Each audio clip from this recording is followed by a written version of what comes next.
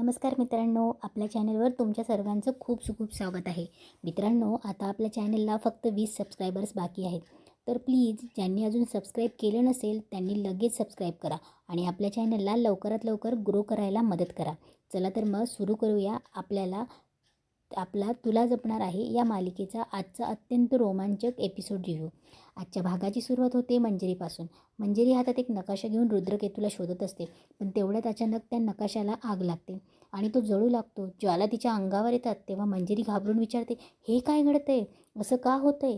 तेव्हा मार्जरी तिला सावध करत म्हणते, मंजिरी हे सोड, रुद्रकेतूला शोधणं सोड आणि संकटाला शोधायला जा, स्वतःला वाचव. त्यावर मंजिरी चिडून म्हणते, आता याहून अजून काय मोठं संकट असणार आहे? दुसरीकडे शिवनाथ बेशुद्ध पडलेल्या अंबिकाच्या शेजारी बसलेले असतात.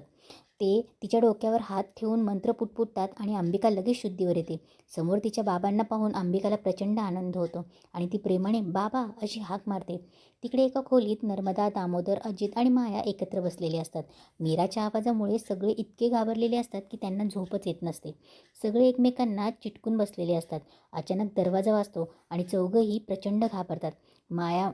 तेव्हा नर्मदा बोलते की माया जा, दरवाजा खोल. तेव्हा माया बोलते की नाही नाही, मी का जाऊ, मंजिरी मॅडम असतील कदाचित, पण दरवाजा कोण उघडणार? यावरून त्यांच्यात घाबरत घाबरत चर्चा सुरू होते.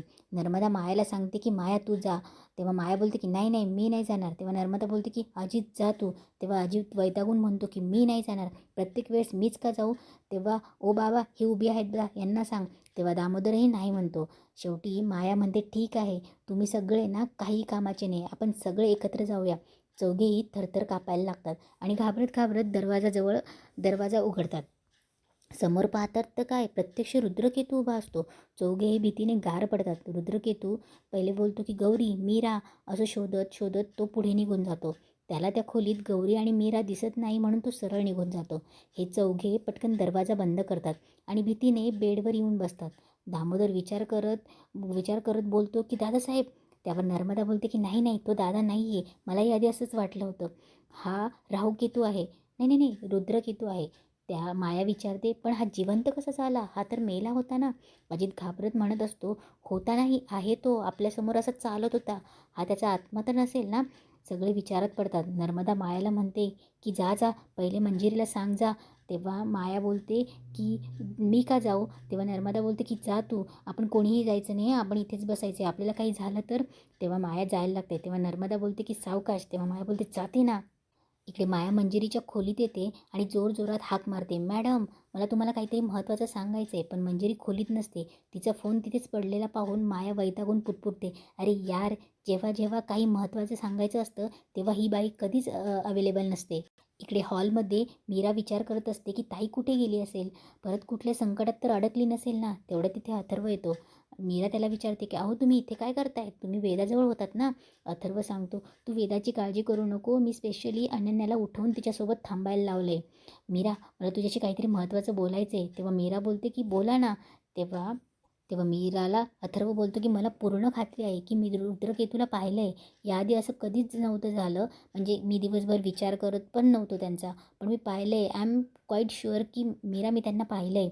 तेवढ्यात माया पायऱ्यांवरून खाली येते. मीराला पाहून ती विचारते, मीरा सापडला का आत्मा? तेव्हा मीरा मनात विचार करते की हिला कसं कळलं मी माझ्या ताईला शोधते ते. अथर्व मायाला विचारतो की काय बोलतेस तू? माया पुढे येऊन बोलते की अथर्व, ही तुझी बायको आहे ना, हिला शोधत आत्मा आला होता. नाही नाही, आत्मा नव्हता, तो भूत होता. तेव्हा मीरा बोलते की काय बोलते, जे बोलायचे ते स्पष्ट बोल. तेव्हा माया बोलते की आता आमच्या खोलीत ना एक म्हातारा, नाही नाही म्हातारा नाही, एक पण कोणीतरी हिला शोधायला आलं होतं. तो आला, त्याने तुझं नाव घेतलं मीरा आणि तो निघून गेला. हे ऐकून मीरा मनात म्हणते, म्हणजे रुद्र की तू मला शोधतायत? ती मायाला विचारते, कुठे गेलेत ते? माया म्हणते, मला कसं माहिती? मीरा चिरून ओरडते की माया. तेव्हा अथर्व मीराला सावरून म्हणतो, ऐक ना मीरा, तू काय हिच्या बोलण्याकडे लक्ष देतेस? ही काहीही बरळते, चल माझ्यासोबत. अथर्व मीराला घेऊन जातो. माया डोक्याला हात लावते की काय लोक आहेत हे. तेवढ्यात मागून मंजिरी येते. ती मायाकडे बघून सरळ जायला लागते, पण माया तिला अडवून विचारते की मॅडम, अहो कुठे होतात तुम्ही? मी तुम्हाला कधीची शोधते. मंजिरी विचारते की का शोधत होतीस मला. तेव्हा माया बोलते की मॅडम खूप मोठा प्रॉब्लेम झाला आहे. तेव्हा मंजिरी घाबरते की प्रॉब्लेम काय प्रॉब्लेम झाला आहे. इकडे भुयाराज शिवनाथ अंबिकाला सांगत असतो की मंजिरीने मला दूर अरण्यात भिरकवून दिलं होतं. तिचा उद्देश स्पष्ट होता, मला ठार मारणं. पण तिचा उद्देश सफल कसा होईल, कारण त्या अरण्यात सूर्यदेव होते. त्यांच्या प्रत्येक किरणासोबत माझी साधना पुन्हा सुरू झाली आणि दिवसागणिक माझी शक्ती माझ्याकडे परत आल्या. मंजिरीला हे समजलं आणि तिने मला या खोल गुहेत कैद करून ठेवलं.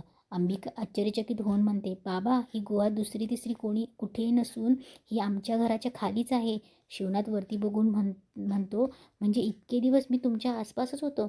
अंबिका म्हणते, पण बाबा या मंजिरीने हे घर पोखरून ही गुहा बनवली आहे आणि इथे माझी शक्ती काम करत नाही. आपण बाहेर कसं पडणार.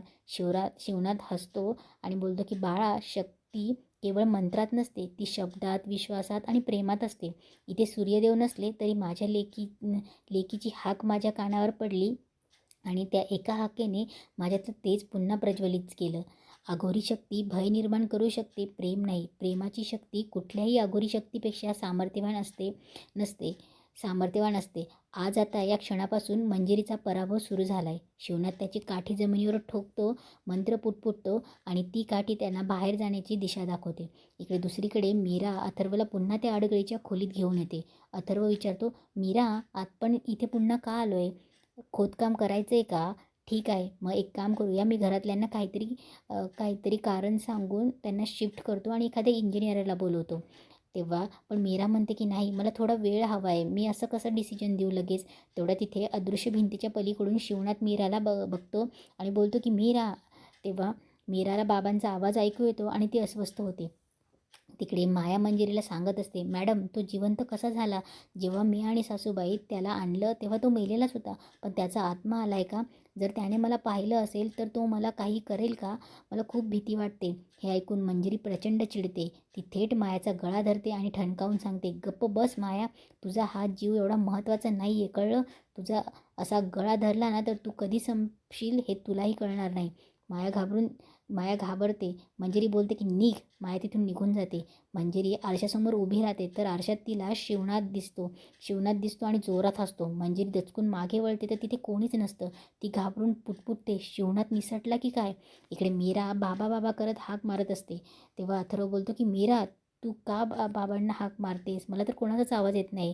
पण मीरा सांगते की बाबा इथेच आहेत, अहो त्यांचा आवाज येतोय. पलीकडे शिवनाथ अंबिकाला म्हणतो की मला तिच्याजवळ जावंसं वाटतंय, तिच्या डोक्यावरून हात फिरवून सांगावंसं वाटतंय की तुझा बाबा तुझ्याजवळच आहे. अंबिका त्यांना समजवते की बाबा थोडे दिवस धीर धरा, तिथे अथर्व पण आहेत, आपण थेट समोर नाही जाऊ शकत. तेव्हा शिवनाथ म्हणतो, आता एक गोष्ट निश्चित आहे बाळा, मी या घरात लपून छपून नाही तर रोजपणे उंबरठ्यावरून आत येणार. काही वेळाने मंजिरी भुयारात येते आणि शिवनाथला हाक मारते, शिवनाथ बाहेर ये, माझ्या सहनशक्तीचा अंत बघू नको. दुसऱ्या दिवशी सकाळी अथर्व मीराला विचारतो, मीरा खरंच तुला बाबांचा आवाज आला होता का? मीरा बोलते की हो. तेवढ्यात प्रत्यक्ष शिवनाथ आणि अंबिका उंबरठ्यावर उभे असतात. शिवनाथ प्रेमाने हाक मारतो, मीरा. समोर बाबांना पाहून मीरा अत्यंत भावूक होते. ती पळत जाऊन शिवनाथ यांना मिठी मारते. अथर्व शिवनाथ यांना हात जोडून नमस्कार करतो. हा सगळा प्रकार पाहून नर्मदा, दामोदर, अजित, माया सगळे बाहेर येतात. नर्मदा दामोदरला म्हणते, आपल्या घरात रोज नवीन काहीतरी होतच असतं आणि आता हा स्मशानजोग्या कशाला आला इथे? हा माणूस आहे की? तेव्हा दामोदर बोलतो की हा माणूस आहे की आत्मा? तेवढ्या तिथे मंजिरी आणि अनन्या येतात. समोर शिवनाथ यांना पाहून मंजिरीच्या पायाखालची जमीन सरकते. ती पूर्णपणे शॉक होते. शिवनाथ तिच्याकडे अत्यंत रागाने बघत असतो आणि अथर्वचं लक्ष मंजिरीच्या चेहऱ्यावरील उडालेल्या रंगाकडे जातं. आणि इथेच आजचा रोमांचक एपिसोड संपतो. मित्रांनो, कसा वाटला आजचा एपिसोड रिव्ह्यू? पुढे मंजिरी काय नवी चाल खेळणार आणि शिवनाथ तिची पोलखोल कशी करणार हे पाहणे खूपच उत्सुकतेचं ठरणार आहे. तुम्हाला हा रिव्ह्यू आवडला असेल तर व्हिडिओला लाईक करा, शेअर करा आणि हो, आपल्या चॅनलला सबस्क्राईब करायला अजिबात विसरू नका. भेटूया पुढच्या एपिसोडच्या धमाकेदार रिव्ह्यूमध्ये. धन्यवाद.